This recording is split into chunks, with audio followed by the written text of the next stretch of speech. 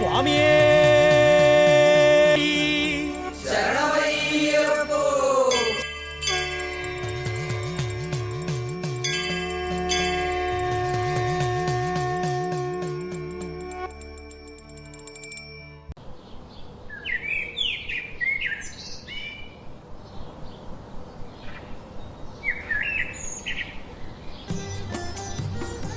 പെരിയാർ കടുവ സംഗീതത്തിനുള്ളിലാണ് വിശ്വപ്രസിദ്ധമായ ശബരിമല കാനന ക്ഷേത്രം സ്ഥിതി ചെയ്യുന്നത്.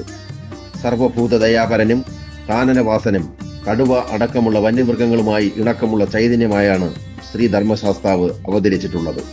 കാത് പുണ്യമാണെന്നും അവിടെ നഗ്നപാതനായി നടക്കണമെന്നും ഓരോ വന്യജീവിക്കും സ്വാമിഭാവമുണ്ടെന്നും പഠിപ്പിക്കുന്ന ആത്മീയ ദർശനമാണ് ശബരിമല മുന്നോട്ട് വയ്ക്കുന്നത്.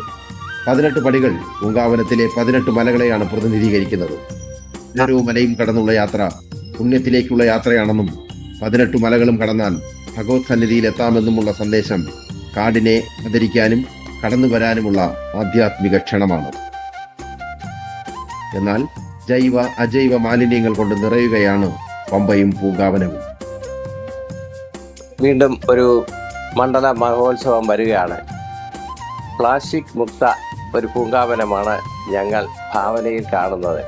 അത് നിങ്ങളുടെ നിങ്ങളുടെ ഇരുമുടിക്കെട്ടിൽ നിന്ന് പരിപൂർണമായി എല്ലാ പ്ലാസ്റ്റിക് വസ്തുക്കളും ഒഴിവാക്കി വരേണ്ടതാണ്. പാരിസ്ഥിതിക പ്രശ്നത്തിനെ ഒഴിവാക്കി ഈ പുണ്യം പൂങ്കാവനം എന്നും ഇതുപോലെ തന്നെ നിലനിർത്താൻ നിങ്ങളുടെ ഓരോരുത്തരുടെയും സഹായം ഞാൻ പ്രതീക്ഷിക്കുന്നു, ആഗ്രഹിക്കുന്നു, കാംക്ഷിക്കുന്നു. സ്വാമിശരണം. പ്ലാസ്റ്റിക്കിന്റെ ഒന്നും തന്നെ എല്ലാം പൂർണ്ണമായിട്ട് ഒഴിവാക്കുക. കർശനമായിട്ട് അത് നിരോധിച്ചിരിക്കുകയാണ് ഇവിടെ.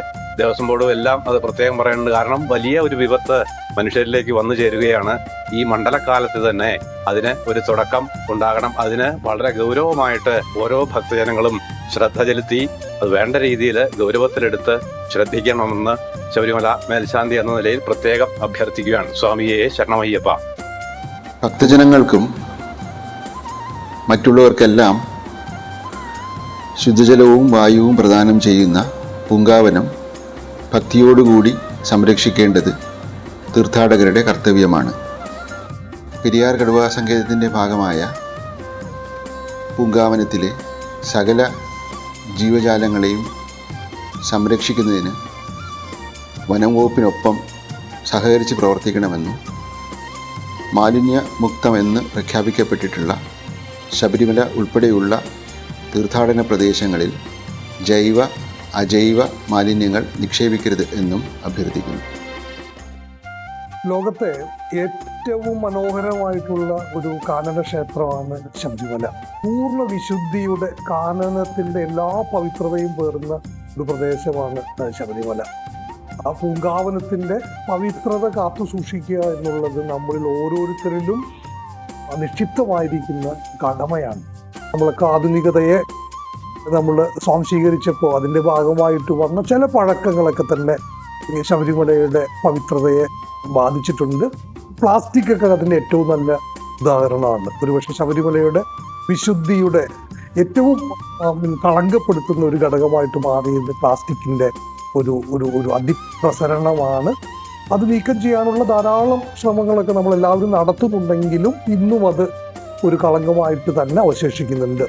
യഥാർത്ഥത്തിൽ ഓരോ തീർത്ഥാടകൻ്റെയും നമ്മൾ ഓരോരുത്തരുടെയും ധർമ്മമാണ് പരമാവധി ശബരിമലയിലേക്ക് തീർത്ഥാടനത്തിൻ്റെ ഭാഗമായി പ്ലാസ്റ്റിക്കുകൾ കൊണ്ടുവരാതിരിക്കുക.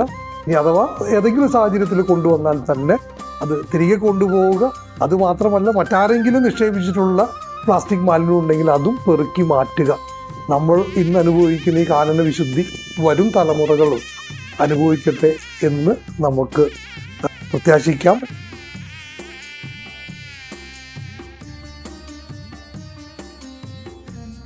ഒരുപക്ഷെ ഭഗവത് പ്രീതിക്ക് ഏറ്റവും ഉചിതമായ മാർഗവും അതുതന്നെയാവും. കാത്തു സൂക്ഷിക്കാം നമുക്ക് ഈ പുണ്യഭൂമിയെ.